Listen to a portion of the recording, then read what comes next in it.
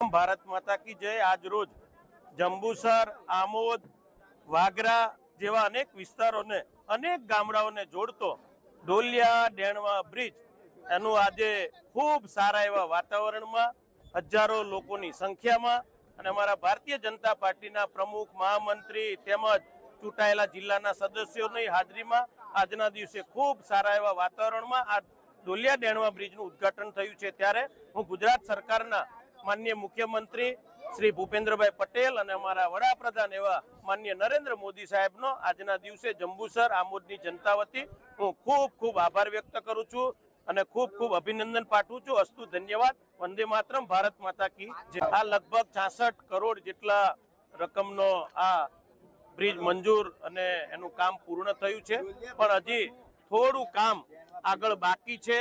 પાણીનો પ્રવાહ બદલાઈ રહ્યો છે અને એનું ધોવાણ જ્યારે થઈ રહ્યું છે ત્યારે સરકારમાં રજૂઆત કરવાથી એ પણ મંજૂર થયું છે અને ટૂંક સમયમાં એ પણ કામ શરૂ થશે। પણ આ બ્રિજનું અત્યારે 2 વ્હીલર અને 4 વ્હીલર આ બે જ વાહનોને જવા દેવામાં આવશે। વિશેષમાં કોઈએ પ્રયત્ન કરવો નહીં।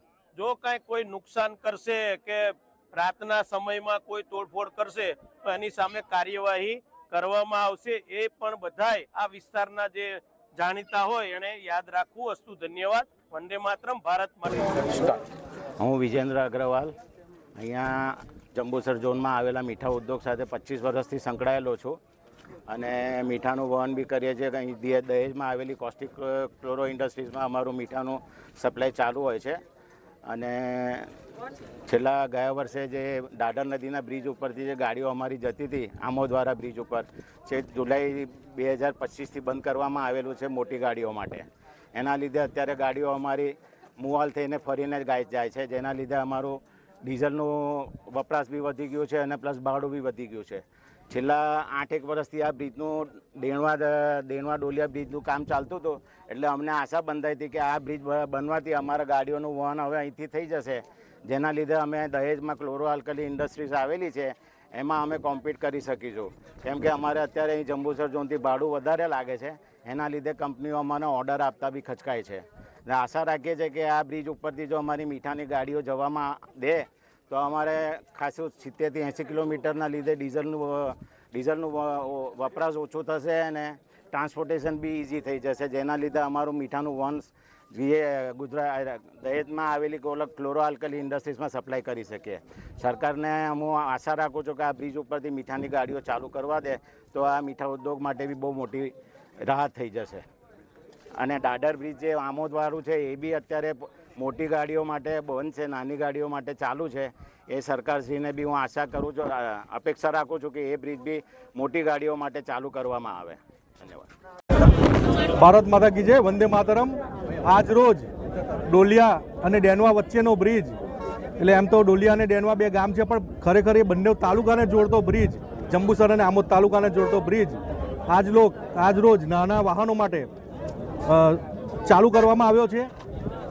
હજુ આગળ મોટા વાહનો માટે હજુ સમય છે, એ ચાલુ થશે। આગળ મોટા વાહનો માટે પણ આગળ ચાલુ કરવામાં આવશે, પણ આજના દિવસે બંને તાલુકાના સર્વે નાગરિકો અને જેટલા લોકો જંબુસરથી આમોદ નોકરી માટે દહેજ બાજુ જતા, કાં તો દહેજ બાજુ અને આમોદ બાજુથી આ બાજુ જંબુસર આવતા જેટલા લોકો બાઇક લઈને કે 4 વ્હીલર લઈને જેટલા અપડાઉન કરતા લોકો છે, એ બધા માટે આજના દિવસે ખૂબ જ ઉત્સાહનો દિવસ છે।